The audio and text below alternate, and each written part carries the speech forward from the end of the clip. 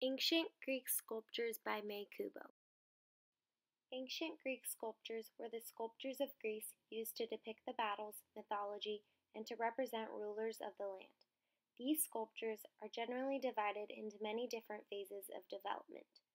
All the phases help the progress of Greek sculptures, but there are three main periods: the Archaic, Classical, and Hellenistic period. The geometric period prior to the Archaic period was when the idea of painting on ceramics were introduced. Both animals and humans were created with geometric shapes on their bodies and heads. Decorations only contained shapes all around.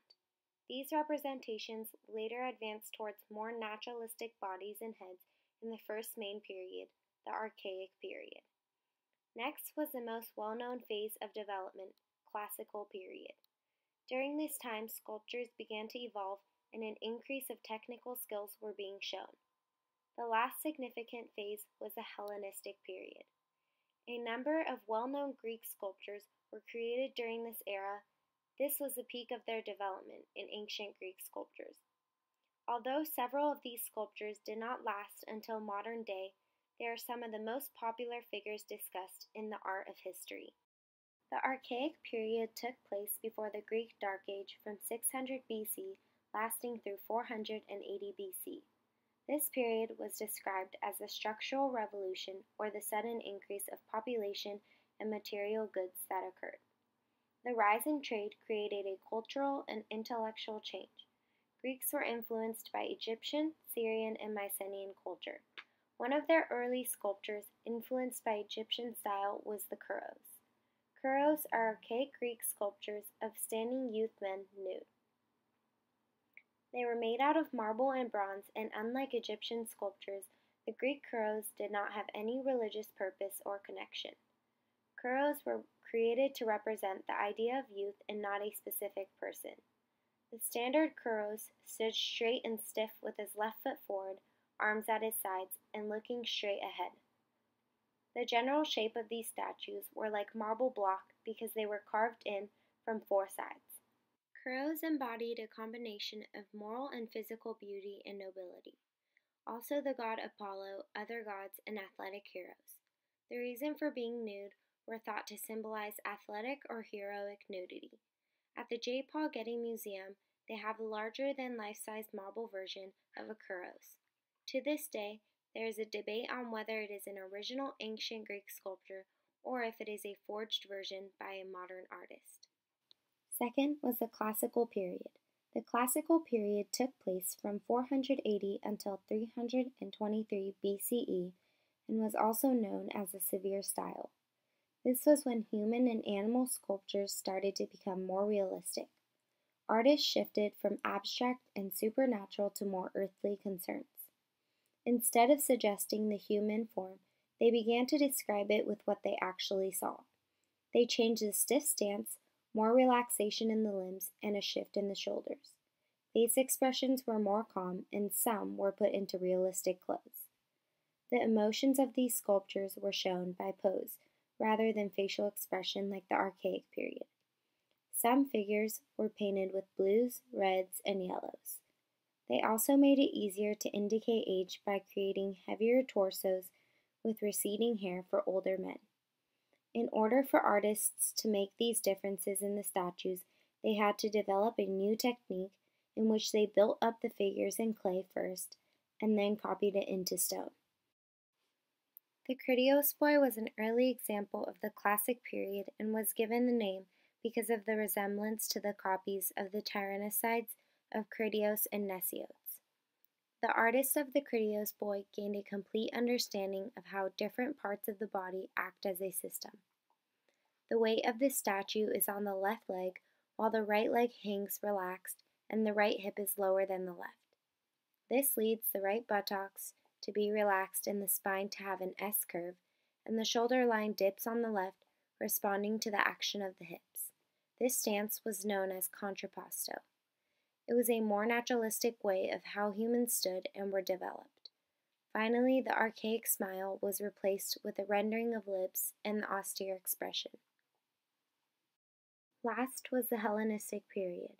The Hellenistic period began in 323 BC shortly after the death of Alexander the Great in 31 BC. This was the longest period out of the three. During this period, the understanding of anatomy was greatly improved, as well as the detailed configuration of the surface of the body. The artists worked on achieving a softer appearance of the skin depending on the sculpture. In the Hellenistic period, they also started with drapery and portrait heads. They did not change the body from the classical period because it was already true to nature and body proportions were acceptable, but they did narrow shoulders with higher waists and broader hips in order to create female sculptures. Drapery was when the female figures were dressed in a chiton, most of the time hid the feet, in a tightly stretched cloak that ran diagonally from below one knee to above the other, gathering in at the hip, and often covered the shoulders and head. Poses also were expanded and had a wide range of them.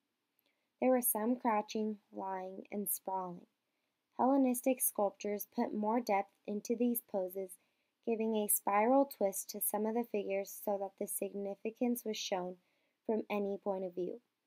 One sculpture that is referred to the greatest masterpiece of Hellenistic sculpture is the Winged Victory of Samothrace, or Nike of Samothrace.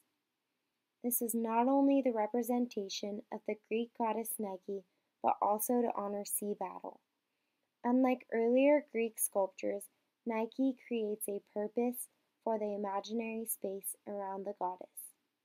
The expanded space reflects wind and sea, which symbolize struggle and destiny as help or grace, also creating imagination for the viewer. They believe the sculptor was Pythocritos of Rhodes. The presence of the statue portrays action and triumph, as well as artful flowing drapery, as if the goddess was descending to alight upon the prow of a ship. Before she lost her arms, Nike's arm was thought to have been raised and cupped around her mouth to shout victory. The statue's head has never been found, but the right hand was found in 1950 by a team led by Carl Lendman. On the base of the sculpture there is a partial inscription with the word Rhodios, connecting the statue's commission with celebration of naval victory by Rhodes. There are several copies of the Nike of Samothrace, but one of the best-known copies stands outside the Caesars Palace Casino in Las Vegas. In conclusion, some of the ancient Greek sculptures have become a few of the most well-known sculptures in the history of art. Although there are many stages of development throughout the growth of these figures, the Archaic, Classical, and Hellenistic periods were known as the main ones. The Archaic period formed the structure and was just the start to these statues, as in the Classical period where they developed more skill and naturalism. They improved their art into more realistic characteristics and stances. Last, during the Hellenistic period, they not only added along more natural sculpting, but they also created drapery and female figures. They created sculptures with more truth to the human body and detail to make skin appear smoother. These three stages of development help divide the history of these amazing statues into three main periods. All of these periods of time in the past paved the way for advancement regarding Greek sculptures. Just as many things have evolved and have become more advanced with time, so have sculptures. Not only did this benefit the further development of Greek sculptures, it also benefited the development of sculptures in general.